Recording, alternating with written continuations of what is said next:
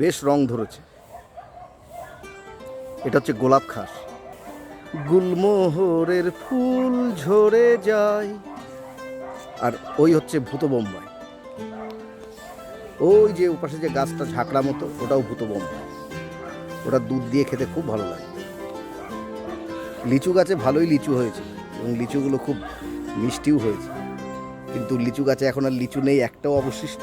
ওই যে দুটো আছে সম্ভবত, ওই যে দেখা যাচ্ছে। তবে আমরা একা একা খাই না, সবাইকে দিয়েই খাই। জামরুল গাছটায় ডাল কেটে দেওয়ার পরেও প্রচুর জামরুল হয়েছে। বৈশাখ মাসের প্রথম দিকে একবার খেয়েছি, এখন সব আবার জামরুল জ্যৈষ্ঠ মাসের দিকে আবার হবে। এই যে পাতার ফাঁকে ফাঁকে জামরুল রেখে দিয়েছি, ছাদে দাঁড়াবো আর খাবো। জামরুল আমার খুব প্রিয় ফল। এই দেখুন যতটা সম্ভব দেখানো যায়। পেয়ারা গাছটাও ভালোই পেয়ারা এসছে। আমাদের গাছের পেয়ারাও খুব মিষ্টি।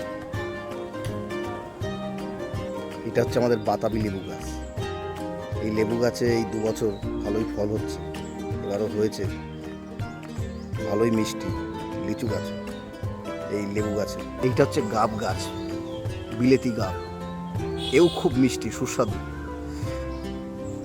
এ এখন স্নান করতে এসছে। আমি বলছি আমরা আম খাবো না আমরা আম।